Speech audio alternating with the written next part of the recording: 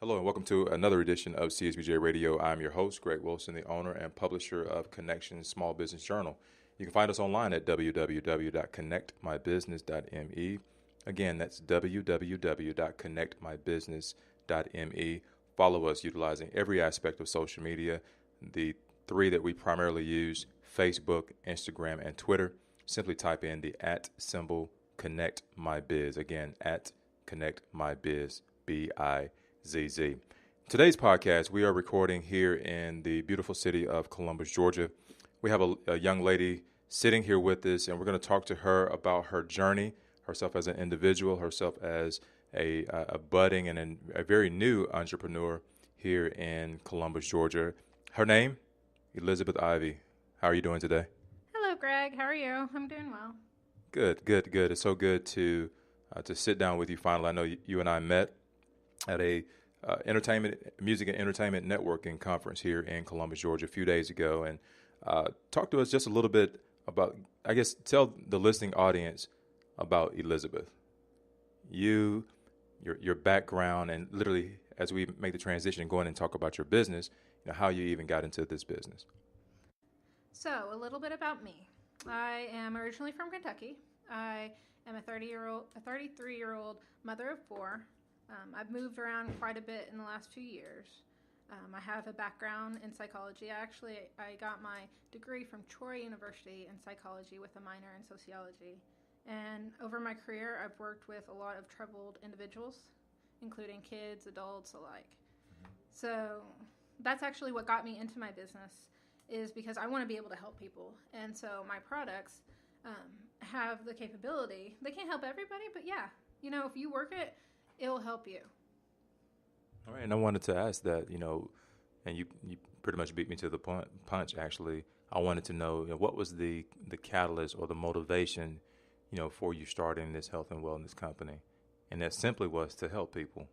Yes, and actually I found out about the business before my friend started talking to me in 2015, but I had questions, but nobody had answers. Nobody came up to me and said and explained what it was about.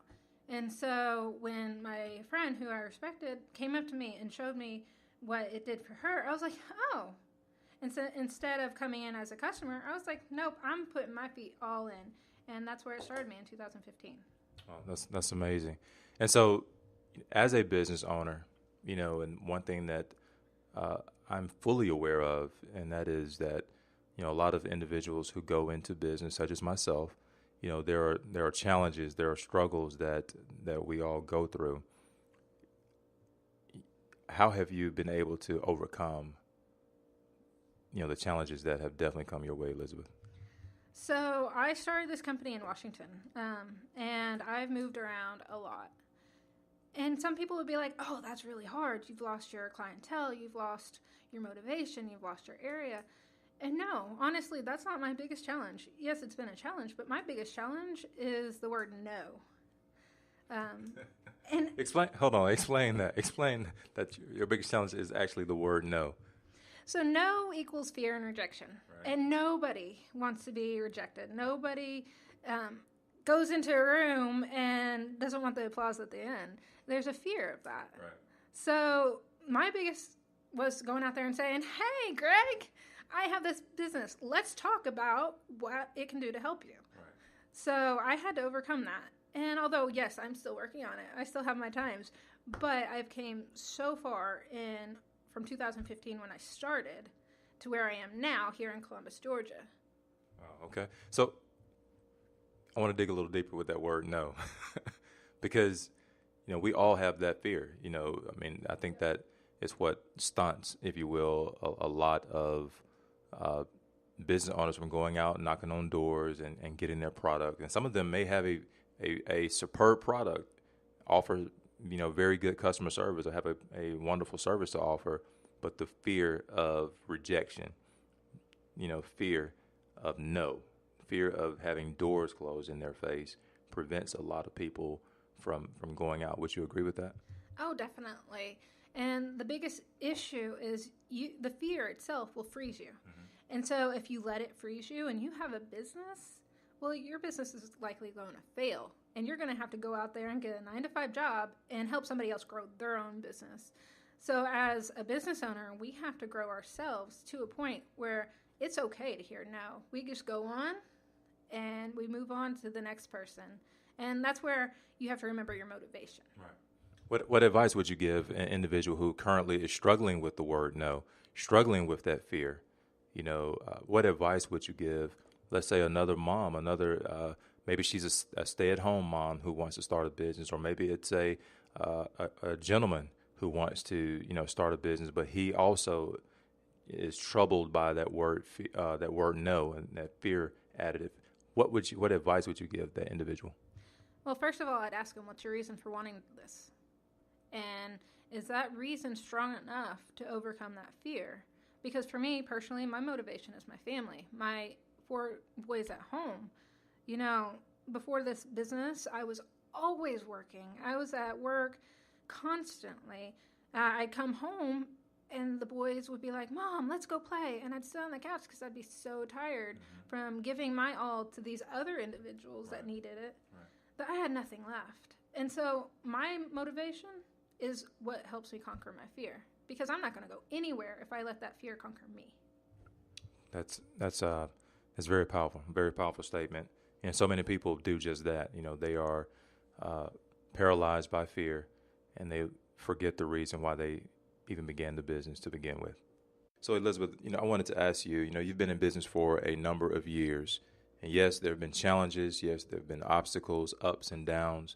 But let's pause for a moment and talk about your accomplishments. What are some of the largest accomplishments or the greatest accomplishments that you've experienced and have seen in your company?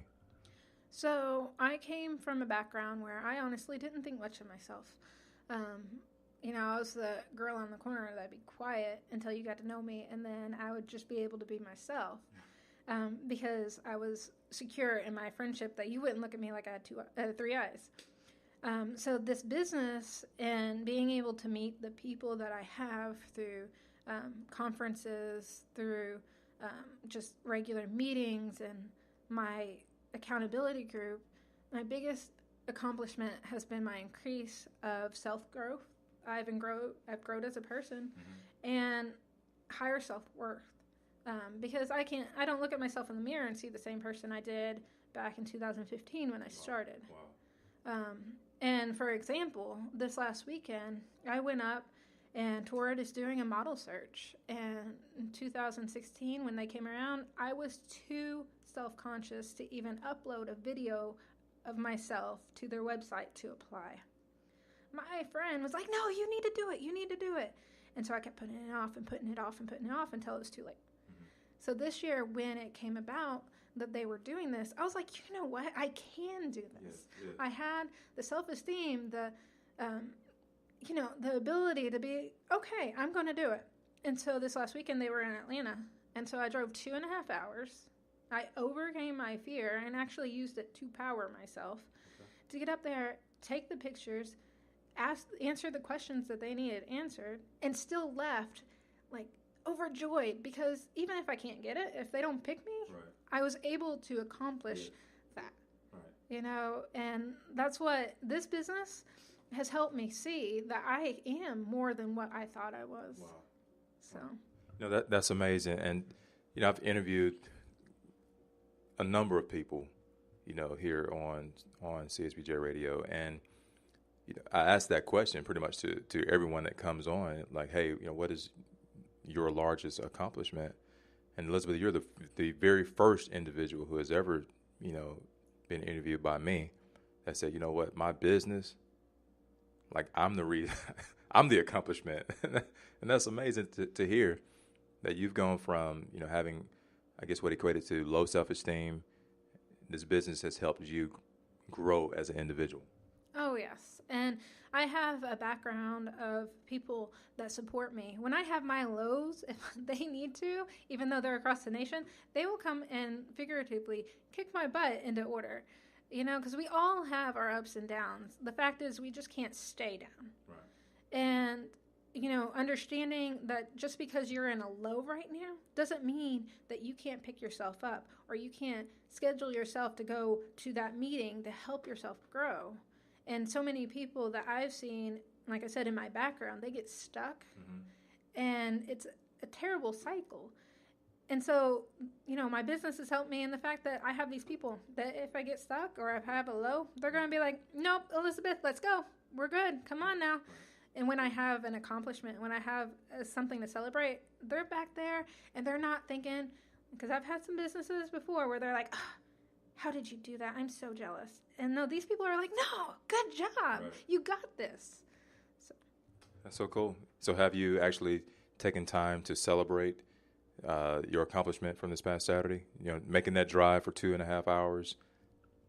you're laughing. Oh, yeah.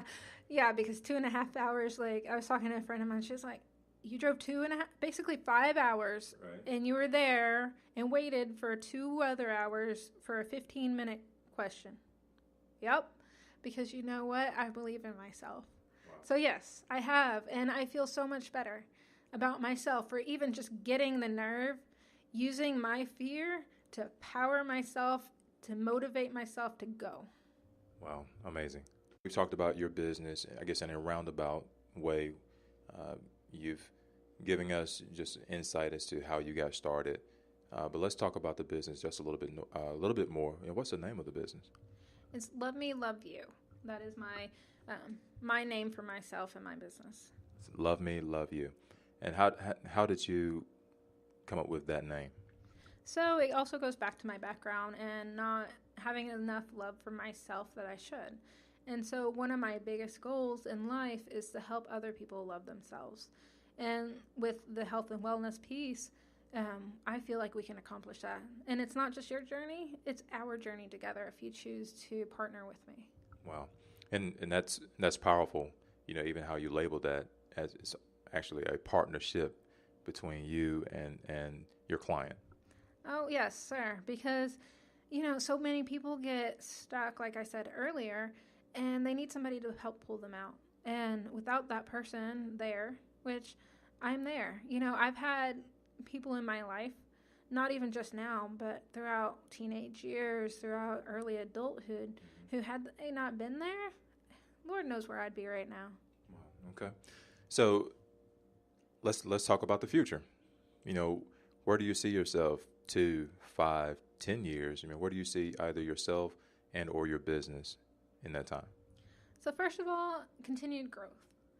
I'm not where I will be, but I have a plan to get there. Continuing to read these books to help me grow as a leader, as a business owner, continue the meetings that I have with my network team here in Columbus, and to continue meeting people for coffee who have questions for me.